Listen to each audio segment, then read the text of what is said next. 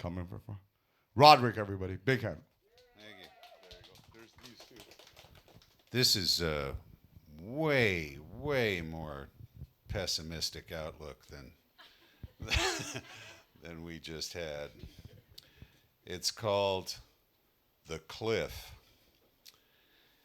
There have been days when I've thought about dire uses for steep cliffs, like the ones in Scotland that our parents took us to when I was a boy. Pictures taken on a crisp, sunny day show us having a picnic up there. We were with another family, friends of my mom. Their son and I were in the same class at school. That day, his stepdad and my father shared the weight of a heavy bag full of picnic supplies. They walked it out to a grassy place where we spread blankets and ate sandwiches and dared to go near the edge. Later, the same year, it gave way and some people died on the rocks below.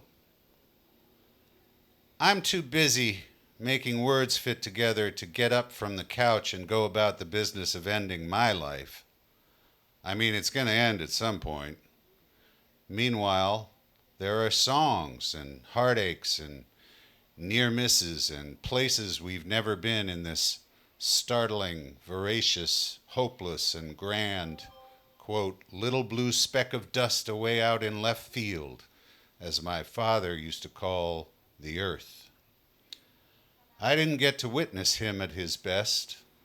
He was 60 when I was born. Too soon after that, his decline began. But he loved grand ideas and the ideals they contain. He especially loved the space program. He used to sit at the dinner table and talk about wanting to go to the moon. He'd need a lot of help passing the physical, but he had the kind of physical courage that can't be taught, the kind that makes one fear for the entire opposing team. On the cliffs that day, we were together. In the pictures, we looked content. A single shot of my dad seated on the grass reading a newspaper is comical and endearing because he's wearing a jacket and tie and hat like a commuter who missed the train home and had to wait on the edge of a cliff. The other dad who helped carry the picnic supplies was a writer and naturalist, a kindly, melancholy man who shot himself within a couple of years of that day. He seemed to enjoy our time together and the rest of the holiday, but I wonder if hearing news of that unstable edge and the lives it took hastened a final decision. I remember being happy out there.